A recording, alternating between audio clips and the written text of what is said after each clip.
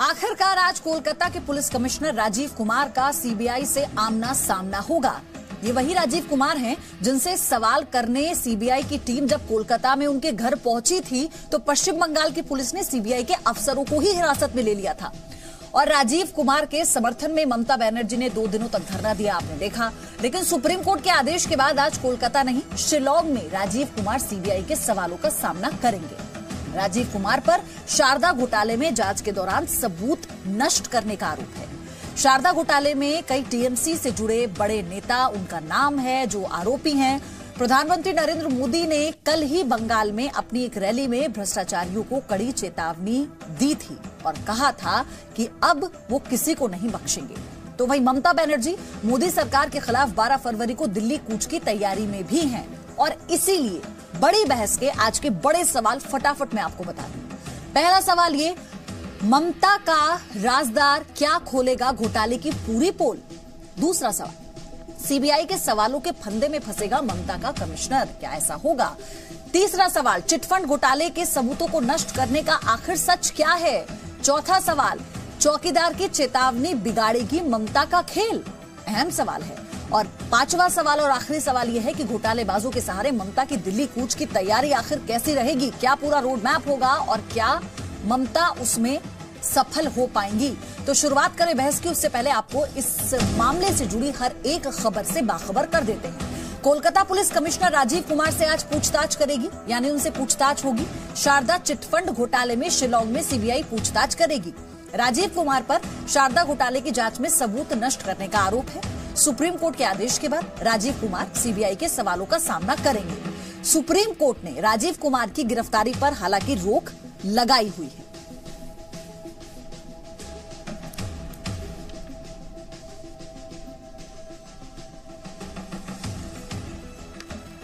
तो बहुत महत्वपूर्ण होने वाला है आज का दिन, क्योंकि आज सीबीआई राजीव कुमार से पूछताछ करने वाली है। शिलांग वो कल ही पहुंच चुके हैं। इसको समझने की कोशिश करेंगे, कैसे पूरी कार्रवाई आगे अंजाम दी जाएगी और इसका राजनीतिक रूप भी क्या होगा वो भी जानेंगे। मेरे साथ इस वक्त कौन कौन जुड़ा है मेहमान के तौर पर, उनका परिचय मैं आपसे करवा दूं। शांतनु सेन, पूर्व ज्वाइंट डायरेक्टर सीबीआई से, स्वागत है सर आपका। आशुतोष मिश्र, राजनीतिक विश्लेषक हैं। आशुतोष मिश्र, आपका भी स्वागत है। तरुण चुग, राष्ट्रीय सचिव हैं बीजेपी के, हमारे साथ जुड़ गए हैं। तरुण जी स्वागत है आपका। राहुल चक्रवर्ती, समर्थक है टीएमसी के, राहुल जी स्वागत है। जितेंद्र शर्मा, जी मीडिया संवाददाता, दिल्ली से जुड़ चुके हैं। और विक्रम दास, जी मीडिया संवाददाता, शिलांग से हमारे साथ जुड़ चुके हैं। सबसे पहले विक्रम, मैं आपका रुख करना चाहती हूं, जो भी अपडेट है आप साझा कर लें।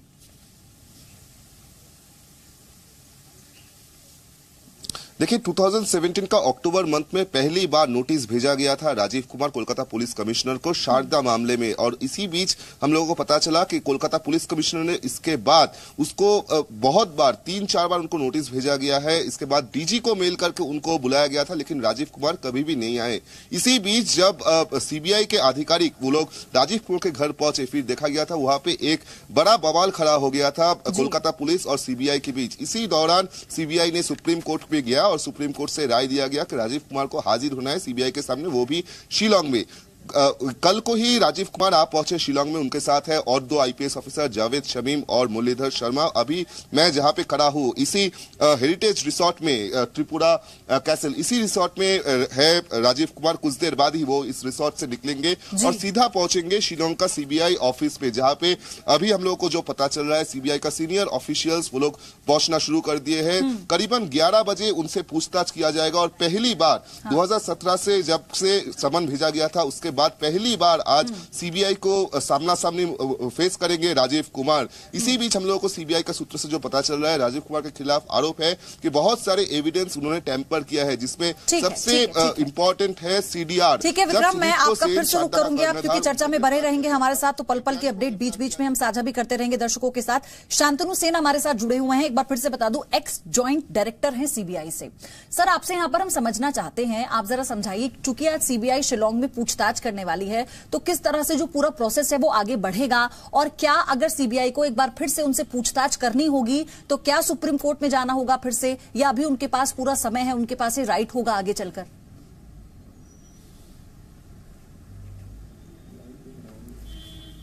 देखिए, ये तफ्तीश हो रहा है और तफ्तीश में किसी गवाह को बुलाने के लिए या जिसको इस केस के बारे में कुछ भी पता हो, वो गवाह हो या एक्यूज्ड हो, उसको बुलाने के लिए 160 का नोटिस भेजा जाता है। जी। 160 के नोटिस मतलब है कि आप आएंगे और आपको जो भी पूछा जाएगा उसका सच सच जवाब देंगे, उसमें लिखा है। तो जवाब सच मिल रहा है और उस स्टेटमेंट पर दस्तखत नहीं होते हैं, पर उसको लिखने के बाद जो तफ्तीशी अफसर है उसे पढ़ के वापस सुनाता है जिसने कहा है, और उससे सर्टिफिकेट ले लेता है ये जो भी आपने कहा है सच कहा है। तो आज आशा करते हैं हम ये राजीव कुमार जिनको बुलाया गया है तफ्तीश के अफसरों ने, उनसे पूछेंगे जो भी काम इन्होंने इस केस में किया है, जो भी इंक्वायरीज इन्होंने की है और जो भी फैक्ट्स इनको पता है, जो भी डॉक्यूमेंट्स इन्होंने देखा है, उसके बारे में जो भी पूछा जाएगा उसका सच सच जवाब देंगे। और ये चल सकता है जी। अगर आज खत्म न हो तो दूसरे दिन भी उनको नोटिस हाथ में दे दिया जाएगा 160 का, और उस नोटिस से वो फिर आएंगे। मैं नहीं समझता अब सुप्रीम कोर्ट के पास जाना जरूरी होगा जी। जब तक सीबीआई को उनकी सर, जरूरत फिर शिलांग में ही होगी दोबारा पूछताछ, अगर होती है, नोटिस दिया जाता है तो जगह वही रहेगी क्या? ऐसी कोई मजबूरी नहीं है। अभी तो सुप्रीम कोर्ट ने कहा था कि शिलांग में हो जी। अगर दोनों मिलके ये तय करते हैं जो कलकत्ता में बाकी तफ्तीश हो भी सकता है, क्योंकि देखिए शिलांग ऐसी जगह है जहां पर न एक क्राइम के बारे में कुछ है रिकॉर्ड, न उनका ऑफिस है जी। तो अगर वो कहते जी ये बात तो मेरे पास यहाँ पर नहीं है, वो मेरे ऑफिस में है जी, या जहाँ मैंने इंक्वायरी की थी वहां पर है, ठीक है, तो फिर तफ्तीशी ऑफिसर कहेंगे चले वहां चलते हैं। तो ये जरूरी वो डिपेंड करेगा कि आज जो पूछताछ में खुलासे होते हैं या फिर किस तरह की बातें सामने आती हैं, उसी के बाद ये पूरी आगे की जो रणनीति है वो तय की जाएगी सीबीआई की ओर से। हाँ, सर ये बताएं। ठीक है सर, मैं आपका मैं फिर से रुक करूंगी, डिस्कशन को आगे बढ़ाते हैं। क्यों कलकत्ता, क्यों और भी जगह जा सकते हैं जी। ठीक है राहुल चक्रवर्ती, आप लोग कह रहे हैं कि सुप्रीम कोर्ट ने जो फैसला दिया वो आपकी जीत है, लेकिन पूछताछ के लिए तो अब तैयार होना ही पड़ा ना राजीव कुमार को।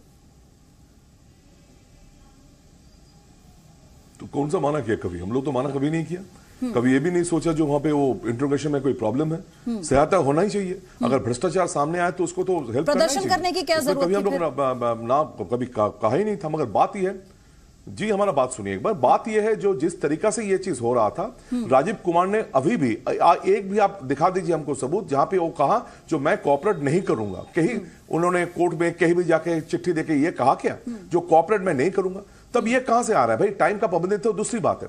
तो अभी आज शिलांग में अगर 9 आदमी का एक बेंच बना के, जहां पे तथागत वर्धन भी है, एक कमेटी बना के उनको पूछताछ किया जा रहा है, तो उसी कलकत्ता में 40 आदमी को लेकर जाने की क्या जरूरत थी? बात तो ये है। और सीधा सा बात, मैं अगर टेम्पर की बात होता है वो तो जांच के बाद पता चलेगा कौन दोषी या नहीं है। नहीं, मुझे आपकी तो जिसका साथ प्रधानमंत्री जी का तस्वीर है, नीरव मोदी दावोस में, मेरा बात सुन लीजिए, और जिसको भाई बोल के कहा था मेहुल, आप हमको कहने नहीं दीजिएगा, बात यही प्रॉब्लम है। सर, मैं आपको पूरा समय दे रही हूं। और जो मेहुल चोकसी है जिसको भाई बोला था, तो पहले तो इंट्रोगेशन प्रधानमंत्री से होना चाहिए। ये मेरा सवाल ही नहीं था ना। वहां से जांच शुरू करना चाहिए। आप पूरा इतिहास, पूरा ग्राउंड मुझे बाद में बता दीजिएगा। आप टू द पॉइंट जवाब दीजिए मुझे। आप जैसे फिर आप जो कह रहे हैं उस 3 दिन जो हो हल्ला हुआ उसकी जरूरत क्या थी? अगर सब हर तरह से कॉपरेट करने के लिए सरकार तैयार थी, राज्य सरकार, राजीव कुमार तैयार थे, तो फिर क्या जरूरत? हम लोग चाह रहे था, हम लोग यही चाह रहे थे। सुनिए पयोधी जी, सुनिए।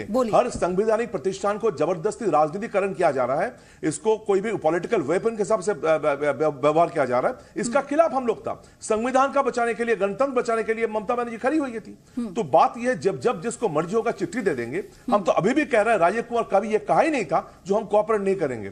तो जैसा आज हो रहा है शिलांग में, और हमारा ख्याल से आप थोड़ा देख लीजिए, राजीव कुमार चिट्ठी सर, आप लोग अपनी तरफ से तो सारी रणनीति तय कर लेते हैं। आप लोगों को जो लगता है, आपको लगता है जो टीएमसी सोचती है वही सही है, किसी दूसरी पार्टी की रैली आप लोग होने नहीं देते हैं। वही कह रहा हूं हम। आपको सच नहीं अच्छा लग रहा है, दूसरी बात है। नहीं सर, आप जो सच बोल रहे हैं वो सच पचना भी तो चाहिए ना, लोगों को भी पचना चाहिए, देश की जनता को भी पचना चाहिए। लॉजिकल फैक्चुअल बात तो करिए। ठीक है, चर्चा को आगे बढ़ाइए। आपको और मौका दूंगी, मुझे सुनना है, क्योंकि आप और इस पर क्या कहना चाहते हैं। तरुण चुग, बार बार आप लोगों की मंशा पर सवाल खड़े कर देती है टीएमसी। ऐसा है कि मेरे मित्र बोल रहे थे, मैं बड़े धैर्य से उनको सुन रहा था। 2017 में नोटिस दिया गया, वो नहीं आए। 2 बार दिया गया, नहीं आए। फिर 2018 दिसंबर में दिया गया, वो नहीं आए। वो पूछताछ में शामिल नहीं हो रहे थे और बार बार ये बहाना बना रहे थे कि मैं लॉ एंड ऑर्डर की समस्याओं से जूझ रहा हूं, उसके प्रबंध में लगा हूं। और आखिर 2019 में खुद जिसको रक्षक बनाया था कलकत्ता का, जिसको कानून ने बागडोर दी थी कलकत्ता कमिश्नरेट की, वो खुद धरने पे बैठता है और कानून व्यवस्था को तोड़ने के लिए काम करता है। कितना मैं समझता हूं इससे बुरा क्या हो सकता है कि मुख्यमंत्री उनका साथ देती है। और मेरे मित्र कह रहे थे कि भी इसको बीजेपी ऐसा कर रही है, वैसा कर रही है। मैं आज पूरे 5 साल पीछे 9 फरवरी आज है, 9 फरवरी 2014 को इसके ऑर्डर हुए थे। सुप्रीम कोर्ट ने ऑर्डर किए थे इसकी जांच के, और आज उसको पूरे 5 साल हुए हैं। और 5 साल कोशिश हुई ममता बनर्जी की, टीएमसी के लोगों की, कि हर हालत में इसकी इंक्वायरी को रोका जाए। मैं हैरान हूं, उनके 2 सहयोगी, पॉलिटिकल सहयोगी मंत्री पकड़े गए, वो जमीन पे नहीं आई। क्योंकि ये राजदार है जिसके पास पेन ड्राइव्स हैं, रेड बुक है, सब कुछ है, इसलिए उनको लग रहा है कि राजदार क्या राज खोलेगा और उसके बाद क्या क्या होगा वो सामने आएगा। एक में चीज और मेरे मित्र कह रहे हैं, जल्दी से मैं इनको याद कराना चाहता हूं कि 9 फरवरी 2014 को हमारी सरकार नहीं थी। हाँ। और कांग्रेस ने इस पे क्या क्या बयान दिया, ऑन रिकॉर्ड है। और उनका क्या पटौती जी, मेरा इनसे निवेदन है कि ऐसी कौन सी मजबूरी आ गई कि मुख्यमंत्री एक पुलिस ऑफिसर को बचाने के लिए, जो पेश नहीं हो रहा सीबीआई के आगे और सुप्रीम कोर्ट के आदेश के बाद भी पेश नहीं हो रहा, उसको बचाने के लिए मुख्यमंत्री धरने में राहुल चक्रवर्ती, असल में राजदार के पास आशुतोष मिश्रा 30 सेकंड ऐसे राज हैं जो हथकड़ी तक लेके जवाब देने दीजिए। सर मैं आऊंगी आपके पास, राहुल जी मैं आऊंगी आपके पास। आशुतोष मिश्रा को इन्वॉल्व करने दीजिए मुझे। आशुतोष मिश्रा, ठीक है। देखिए, इसमें बड़ी इंटरेस्टिंग बात 2 हैं। पहली बात तो ये कि जैसे अभी चुक साहब खुद ही बता रहे थे कि ये सारा काम शुरू करवाया है भ्रष्टाचार के खिलाफ कांग्रेस ने। और अब क्या है कि प्रधानमंत्री नरेंद्र मोदी जैसे जैसे इलेक्शन पास आ रहे हैं, उनकी एक आदत सी है कि दूसरों के काम का क्रेडिट क्लेम करें। वो एक बार फिर से यही होने की कोशिश हो रही है। और ये सीबीआई और राजीव कुमार के बीच में जो लड़ाई है और चिट्ठियों का आदान प्रदान है, वो 2017 में शुरू हुआ और राजीव कुमार जी ने चिट्ठी लिखी थी भ्रष्टाचार के खिलाफ लड़ाई लड़नी चाहिए कि नहीं लड़नी चाहिए, जिस सेक्शन में उनको बुलाया गया है, भ्रष्टाचार के खिलाफ लड़ाई लड़नी चाहिए। तो ये देखिए, ये जो बड़ी सीधी सी बात है, यहाँ पे क्या है कि सीबीआई और जो है क्या राजीव कुमार जी के बीच में 36 का आंकड़ा, ये तो बड़ा स्पष्ट है। जब 40 आदमी रविवार की रात को पहुंच गए उनको पकड़ने के लिए, और सुप्रीम कोर्ट ने जो ऑर्डर दिया करना चाहिए, मिठाई ये जो भ्रष्टाचार के खिलाफ लड़ाई है, ये कांग्रेस की छिड़ी हुई है मेरे साथ। और मैं सुनना चाहती थी कि आप क्या कहेंगे आशुतोष मिश्रा, लेकिन आप इस बात को ऐसे समझिए कि जो भी राहुल चक्रवर्ती बोल रहे थे, आप उसी को अपनी भाषा में बोल रहे हैं। तो इसको समझना बहुत जरूरी है ना सर, क्योंकि आपकी बात भी उतना ही महत्वपूर्ण रखती है। अगर आप एक टेलीविजन पर बैठकर बोल रहे हैं तो आपको ये बताना पड़ेगा कि उसका ग्राउंड क्या है पूरा। आप इस बात को भी समझिए। ठीक है, मैं आपके पास आऊंगी। जितेंद्र शर्मा मेरे सहयोगी हमारे साथ न्यूज रूम से जुड़े हुए हैं। जितेंद्र, सारे गेस्ट को आपने सुना, सबने अपने अपना तर्क दिया, लेकिन सबसे बड़ी बात यहां पर यह है कि राहुल चक्रवर्ती ये कहते हैं कि शुरुआत तो हमने ही की, हम तो पूरा सहयोग कर रहे हैं। आप सहयोग कर रहे थे, राजीव कुमार अगर सहयोग कर रहे थे तो फिर इतना हो हल्ला क्यों कर दिया आपने? बिल्कुल सही कहा आपने पयोधी, क्योंकि 2017 से लेकर के 18 तक 4 बार जो राजीव कुमार है कोलकाता पुलिस कमिश्नर, उनको नोटिस दिए गए थे। हर बार उन्होंने अलग अलग बहाने बनाए, और एक बार तो उन्होंने जो तत्कालीन सीबीआई डायरेक्टर थे आलोक कुमार वर्मा, उनको चिट्ठी लिख करके ये कहा कि जो एसआईटी टीम के जो जूनियर ऑफिसर्स थे, यानी कि इंस्पेक्टर लेवल के जो ऑफिसर्स थे, उनसे पूछताछ की जा चुकी है, लेकिन उसके बाद सीधे आप मुझसे पूछताछ करना चाहते हैं, लेकिन ये तरीका गलत है। यानी कि कहीं ना कहीं उनको ये लगने लग गया था कि जो जांच की आंच है वो उन तक पहुंच रही है, और उसको कहीं ना कहीं किसी तरीके से, चाहे वो डिसिप्लिनरी तरीके से हो या दूसरे तरीके से हो, उस तरीके से कहीं ना कहीं वो रोकना चाहते थे, और इसी वजह से वो लगातार जांच में सहयोग करने से इनकार कर रहे थे। लेकिन अब क्योंकि अगर आप बैकग्राउंड देखें इस पूरे मामले को लेकर के, तो जब विधानपुर पुलिस के स्टेशन के जब उस दौरान ये कमिश्नर थे, उस दौरान उन्होंने शारदा चिटफंड का जो ऑफिस था वहां पर उन्होंने रेड की, वहां से काफी सारे डॉक्यूमेंट्स लिए गए। उसके बाद जब ये एसआईटी देख रहे थे, उसके बाद इन्होंने सुदीप्तो सेन और देवजानी मुखर्जी को कश्मीर से गिरफ्तार किया, और वहीं से सारा जो आप कह सकते हैं कि जिसको लेकर के सीबीआई पूछताछ करना चाहती है, उसके बाद से जितने भी एविडेंस थे, क्योंकि इन दोनों के पास ही वो एविडेंस थे जिसमें वो लाल डायरी थी जिनको पैसा दिया गया, फायदा पहुंचाया गया, उसके अलावा पेन ड्राइव थी, इसके अलावा कॉल रिकॉर्ड्स थे जो एसआईटी चीफ रहते हुए उन्होंने प्रोक्योर किए थे। वो तमाम तरह के जो दस्तावेज थे, एविडेंस थे, वो उन्होंने सीबीआई की टीम को नहीं दिए और यही बात सीबीआई उनसे जानना चाहती थी। अभी तक किसी आरोपी की तरह उनको नहीं बुलाया गया था, अभी तक सिर्फ एज ए विटनेस, क्योंकि एसआईटी हेड थे वो, इसलिए उनको पूछताछ के लिए बुलाया जा रहा था। लेकिन क्योंकि जिस तरह से वो अवॉइड कर रहे थे पूरी इन्वेस्टिगेशंस को, जो डॉक्यूमेंट्स थे टेम्पर किए गए थे,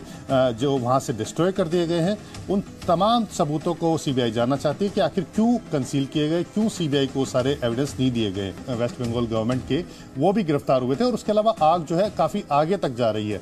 यानी इसका मतलब साफ है कि राजीव कुमार से पूछताछ होती है। और जैसा कि आप भी कह रहे हैं, आप लगातार जितेंद्र इस बात को कहते हैं कि पहले सिर्फ उन्हें इसलिए बुलाया गया था, राजीव कुमार को बार बार नोटिस इसलिए दिया जा रहा था, ये स्पष्ट हम कर रहे हैं पूरे लोगों को कि उनसे सिर्फ ये जानना था कि वो जो तमाम बातें हैं, जो तमाम सबूत हैं जो उनके पास थे, जिसमें बात की जा रही है कि वो कॉपरेट करें और इसमें सहयोग दे, बताएं जांच में। लेकिन अब जिस तरह से पश्चिम बंगाल में पिछले 3 दिनों में जो कुछ भी हुआ, उसने ये बता दिया है कि कैसे चोर की दाढ़ी में तिनका यहाँ पर समझ में आता है लोगों को। तो इसलिए ये जांच अब इस तरह से हो रही है। राहुल चक्रवर्ती, ब्रेक से पहले आपने मेरे सहयोगी जितेंद्र शर्मा की सारी डिटेल सुन ली होंगी। तरुण चुग भी यही कह रहे थे कि अगर आप लोग ये कह रहे हैं कि जांच में सहयोग करने को लेकर कोई इशू था ही नहीं, तो फिर इतना बवेला क्यों किया? जो पहले सीबीआई की तरफ से लेटर्स भेजे गए थे, उन पर जवाब क्यों नहीं दिया गया राजीव कुमार की तरफ से? जवाब दीजिए सर। देखिए, हमको जरा हमको कहने का मौका दीजिएगा। 40 सेकंड्स दे रही हूं सर, 40 सेकंड्स। ठीक है। दोस्त मित्र जो कह रहे थे, हम मेरा बात सुनिए। पहला बात तो ये है, जो राजीव कुमार मैं पहले ही बता चुका हूं, अभी बता रहा हूं, जो कभी कॉपरेट नहीं करूंगा ऐसा कभी बयान वो दिया नहीं। हो सकता है 2-4 उन्होंने टाइम ली, मगर इसका मतलब ये नहीं था जो कभी वो कहा जो हम कॉपरेट नहीं करूंगा। पहला बात तो ये है। दूसरी बात, ये जो पक्षपात हो रहा है, ये जो पार्शियलिटी हो रहा है, हम अब मेरा भाजपा का मित्र से निवेदन करता हूं, ऐसा क्यों हो रहा है? ये क्यों कर रहे हैं आप? आज सुदीप्त सेन का नाम में जो कह रहे हैं आप लोग, सुदीप्त सेन का चिट्ठी में जिस हेमंत बिश्व शर्मा का नाम है उसको कभी इंट्रोगेट नहीं किया। मुकुल रॉय के बारे में कुछ एक आवाज नहीं है आपका पास। आप कभी बाबुल सुप्रियो के बारे में फोकस का बाहर लेके चला गया। क्यों ऐसा कर रहा है? जहां जहां भाजपा नहीं है वहां वह टारगेट बना रहे, आप लोग सॉफ्ट टारगेट कर रहा है और ये सीबीआई को पीछे भेज दे रहा है। ठीक है, भ्रष्टाचार हो उसको एकदम सही जवाब होना चाहिए, मगर हर जगह पे होना चाहिए। मैं ये कह रहा हूं जहां पे आप लोग नीरव मोदी लोग को लेके नहीं आ सकते, ये सुदीप्त सेन को हम लोग गिरफ्तार किया कश्मीर से, ये आपको याद रखना पड़ेगा। भ्रष्टाचार में ममता बनर्जी गिरफ्तार करके लेके आ तरुण चुग से इसका जवाब मैं लूंगी। मेरा एक सवाल है, आप लोग मंशा पर सवाल उठा रहे हैं, आप लोग पार्शियलिटी की बात कर रहे हैं, नागेश्वर राव की पत्नी से जुड़े हुए ठिकानों पर छापेमारी को लेकर भी तो आपकी मंशा पर भी सवाल उठाए जाएंगे ना, आपके इंटेंशंस पर भी सवाल उठाए जाएंगे। फिर आप टिट फॉर टैट कर रहे हैं। अरे कहां पे आप हिंदुस्तान में कभी सुना गया पायोदे जी जो एक सीबीआई करती है दूसरे को रिश्वतखोर बोल रहा है, उसको रात का अंधेरे में बदली किया जा रहा है? तो ये तो हो रहा है हिंदुस्तान में। इस भारत को कभी हम लोग देखा नहीं जिस भारत को सामने देख रहे हैं। मेहरबानी करके जब कहिए पूरा पार्शियल, एकदम पार्शियल होकर मत कहिए, इम्पार्शियली कहिए। मैं तो अभी भी सवाल उठा रहा हूं, हेमंत बिश्व शर्मा का क्यों नहीं इंट्रोगेट हो रहा है?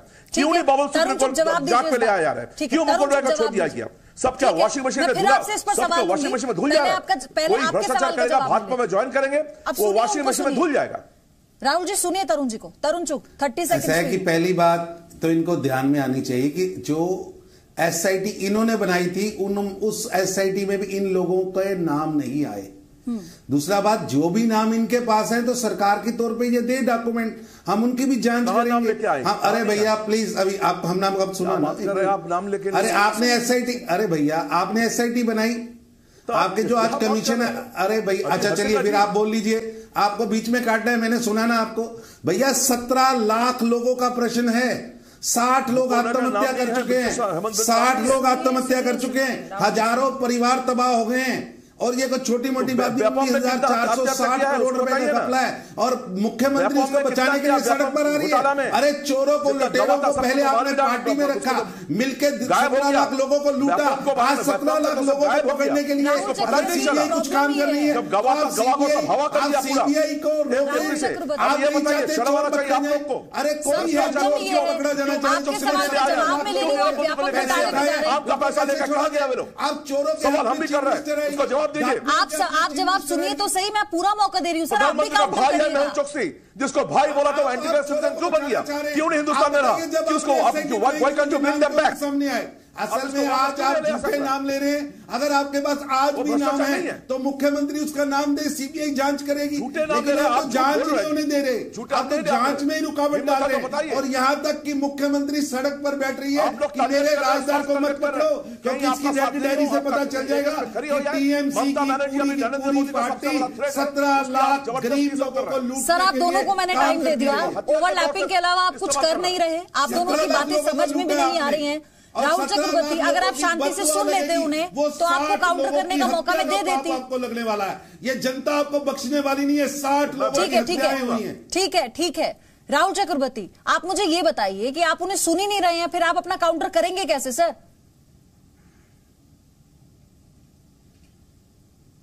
तो आप बोल रहे हैं जो जितना असच बात सब सुनना पड़ेगा हमको। नहीं, आप इम्पार्शियल होने की बात कर रहे हैं। आप ये भी जो देखिए ना, फैक्चुअल बात करिए। आप व्यापम घोटाले पे जा रहे हैं, जिस घोटाले की बात हो रही है, जिसपे आप लोगों पर सवाल उठे हैं, जिस पे देखिए उस पर तो जवाब दीजिए। जनता वो भी तो जानना चाहती है। व्यापम का जवाब तो दे दिया वहां पर लोगों ने उन्हें। मगर मैं दूसरा कोई सवाल करूं तो मेरा गलत है, मेरा गलती है। व्यापम पे आप बात कर रहे हैं, चलिए जनता ने समझा और जवाब दे तो दिया वहां पे मध्य प्रदेश में। आप अपनी बात करिए। आप लोगों को डर किस बात का है? आप लोगों को डर किस बात का है? यही तो बात है ना। आप लोगों को डर किस बात का है? कोई डर नहीं है, डर है ये थ्रेट हो रहा है, थ्रेट। ये जबरदस्ती इम्पार्शियलिटी हो रहा है। ये 2 साल इंतजार किया, वहां 2 साल जा रहा है। सीबीआई राहुल चक्रवर्ती, ममता बनर्जी हेलीकॉप्टर नहीं उतरने देती नेताओं का, रैली की परमिशन नहीं देती। आप कह रहे हैं कि आप लोगों को धमकी दी जा रही है। कौन आपको ये बात कहा? ये भी तो झूठ है, ये भी तो झूठ है सर। कम से कम ये तो सोचिए आप बोल क्या रहे हैं। ममता बनर्जी कभी उतरने दी, वैसा बात नहीं है।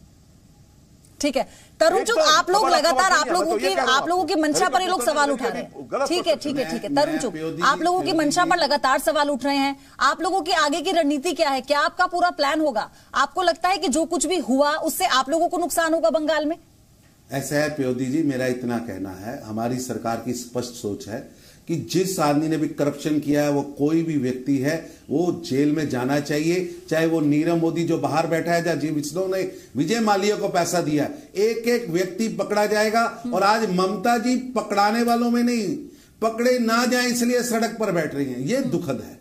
और जो व्यक्ति, अगर मान लीजिए आपको लगता है कि ये 4 नाम और है जिनकी जांच होनी चाहिए, तो मुख्यमंत्री गृह मंत्रालय बंगाल का सीबीआई को लिखत दे, हम उनकी भी जांच कराएंगे। लेकिन आप धरने पे बैठ जाएंगे और हम इनकी जांच में शामिल नहीं होने देंगे। अरे 17 लाख परिवार तबाह कर दिया आपने 60 लोगों ने जाने दे दी हैं, लगभग 1,500-2 हजार परिवार अपना घर बार छोड़ के नीलाम करके वहां से निकल गए।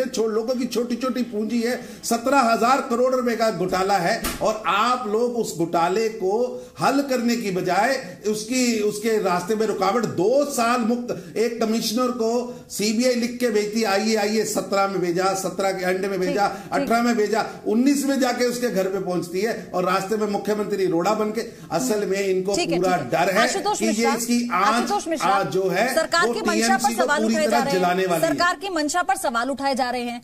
लेकिन अगर 16 में 17 में नोटिस दिया गया, 18 में आपको नोटिस दिया गया, तो 19 में अगर कोई एक्शन होता है तो फिर आप उसे इलेक्शन से पहले वाला एक्शन क्यों जोड़ देते हैं? क्यों ऐसा होता है कि टीएमसी ऐसे कर रही है? देखिए पयोधी, पहली बात तो मैं चुग साहब से पूर्णतः सहमत हूं कि जो दोषी हैं उसको पूरी एकदम सख्त से सख्त सजा मिलनी चाहिए। इसमें कोई दो राय नहीं है, इसमें मैं उनसे पूर्णतः सहमत हूं। लेकिन यहां पे सीबीआई की मंशा पे इसलिए सवाल उठता है कि इन्हीं जो स्पेशल डायरेक्टर है नागेश्वर राव, इन्हीं को जो है सुप्रीम कोर्ट ने एक अन्य केस में ये जो है फटकार लगाई है कि आपने सुप्रीम कोर्ट के ऑर्डर की अवहेलना करी है।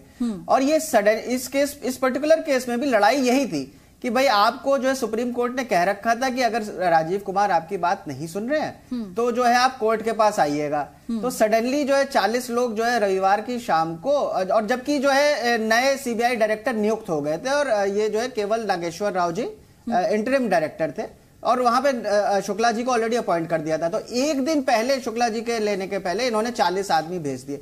तो ये इसमें राजनीतिक एंगल इसलिए आ गया कि भाई वहां पे लोगों को मेरे भाई उसके पास भेजना गलत है कि उसको पकड़ना गलत है कि उससे पूछना गलत है, बताओ जरा। तो ये बड़ी सीधी बात, बता दो, उससे पूछना गलत है क्या? चाहे वो नागेश्वर किसी चोर से पूछना कि तूने चोरी का माल कहाँ रखा है, या चोरों के साथ तुम मिले हो कि नहीं मिले, ये पूछना गलत है क्या? में जो है दो पार्टों के बीच में ये जो अफसर लोग पिस रहे हैं, और इसलिए अफसर तो धरने पे बैठ रहा है, इसलिए क्वेश्चन उठाया जाता है। और जहां तक सीबीआई का सवाल है, सीबीआई में आपको एक इंटरेस्टिंग फैक्ट और ऐड कर दूं इसमें कि मिशेल के केस में 60 दिन हो गए, इन्होंने चार्जशीट नहीं फाइल की है, और अब जो है मिशेल ने भी जो है बेल एप्लीकेशन फाइल करने के लिए वो है उसकी हियरिंग होने वाली, तो ये चार्जशीट नहीं फाइल कर पाते, ये केवल जो है सारा सवाल उठते हैं और कोई बात नहीं, उस पर चर्चा करते हैं, जो भी जो है उनको सजा मिलनी चाहिए। ठीक है, फिर मैं सवाल पूछती, लेकिन जिस पर चर्चा कर रहे हैं और राजीव कुमार के केस में सुप्रीम कोर्ट ने ये भी ऑब्जर्व किया है कि आप सीबीआई कभी आप ये कह रहे हैं, आप मंशा पर सवाल उठा रहे हैं, सुनिए मेरी बात, मंशा पर अगर आप लोग सवाल उठा रहे हैं तो मेरा सवाल ये है, फिर जो राजीव कुमार थे उन्हें प्रदर्शन में शामिल होने की क्या जरूरत थी? उस वक्त वो एक ओहदे पर वहां पर है, इतनी बड़ी जिम्मेदारी उनके पास है, आप लॉ एंड ऑर्डर का सिक्योरिटी का हवाला देकर आप वो बने हैं, कलकत्ता के रक्षक भक्षक बने हैं। नहीं हुआ, वो धरना अराजनैतिक था, राजनीतिक नहीं था। आशुतोष मिश्रा जी रक्षक भक्षक बन गए, धरने पे बैठेगा क्या कमिश्नर? बताओ जनता को, कलकत्ता की सिक्योरिटी किसके हवाले थी? धरने में बैठे कमिश्नर के हवाले थी। आप समझ रहे होंगे, धरने में बैठे मुख्यमंत्री के हवाले थी।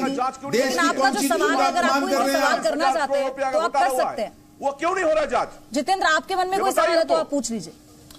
देखिए, मैं सिर्फ ये जानना चाहता हूं कि अगर कोलकाता पुलिस कमिश्नर जांच में सहयोग कर रहे थे और वेस्ट बंगाल जो है सरकार कहती है कि हाँ जांच होनी चाहिए, तो राजीव कुमार को जब 4 बार चिट्ठी लिखी गई थी सीबीआई की तरफ से, तो क्यों उन्होंने हर बार ये कहा कि वो व्यस्त है? इसके अलावा वो ये भी लिख सकते थे, क्योंकि वो एसआईटी प्रमुख रहे हैं, सारी जांच उन्होंने की है, तो ये भी लिख सकते थे कि मैं इस तारीख को मैं उनके पास अवेलेबल हूँ, जो उन्हें रिक्वायरमेंट है वो मुझसे पूछ सकते हैं, इस समय मैं व्यस्त हूँ लेकिन इस तारीख को मैं अवेलेबल हूँ, आप इस दौरान मुझसे पूछताछ कर सकते हैं। 4 बार चिट्ठी लिखी गई थी। और एक बात ये ध्यान रखने वाली बात है कि ये जो जांच है, ये जो केस है, ये सुप्रीम कोर्ट ने सीबीआई को दिया है, यानी कि जो जांच है सुप्रीम कोर्ट मॉनिटर्ड है। इसमें जो बार बार जो राजनीतिक रंग लाने की कोशिश की जा रही है, आखिर वो किस वजह से वो बेवजह दी जा रही है? राजीव कुमार क्यों नहीं जांच में सहयोग करते हैं?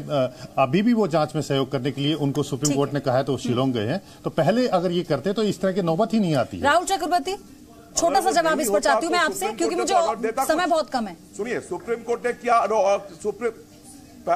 पहला बात तो ये है जो हम ये पूछना चाहता हूँ, जो पर्ल बोर्ड के जो घोटाला वाला मामला है वो क्या हो रहा है, उस पर क्यों नहीं जांच हो रहा है? पर्ल, अरे 9 फरवरी 2014 को सीबीआई को सुप्रीम कोर्ट ने कहा कि आप जाइए इसकी जांच करिए, 17 लाख लोगों के पास लूट हुई है, आप चोरों को बचाना चाह रहे हैं। असल में टीएमसी पार्टी के अंदर घोटालेबाज बैठे हैं, एक घोटालेबाज आपने पार्टी में बिठा रखा है, जिसने इस बंगाल को लूटा है, 17 लाख लोगों को लूटा गया, जो लोग मरे, 60 लोगों की हत्याओं का पाप है, हजारों परिवार आपने तबाह कर दिए, और जो राज है वो उनको निकलने नहीं दे रहा।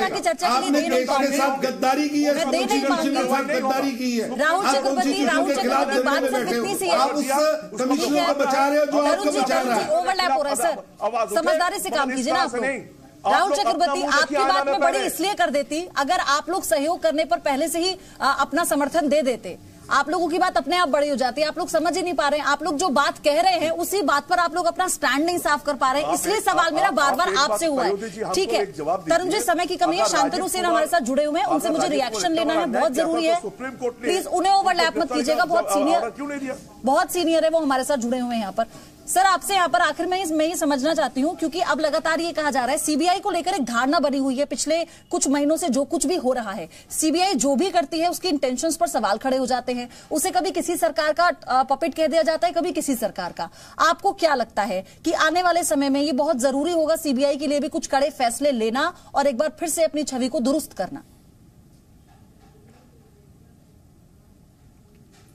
हाँ, सीबीआई की छवि तो ऐसी हो गई है जो सीबीआई भी पॉलिटिकल मास्टर्स के इशारे पे काम कर रही है जी। ये छवि बड़ी नुकसान करेगी सीबीआई को जी। और ये छवि सीबीआई के लिए अच्छी नहीं है। असल में सीबीआई तो अपना काम कर रही है, पर जैसे जितनी मीडिया अटेंशन मिल रही है और सीबीआई के कुछ एक्शंस जो हुए हैं, ये 40 लोग जाके जाना अगर वो 2 साल से नहीं आ रहे थे, सीबीआई फौरन जा सकती थी कोर्ट में।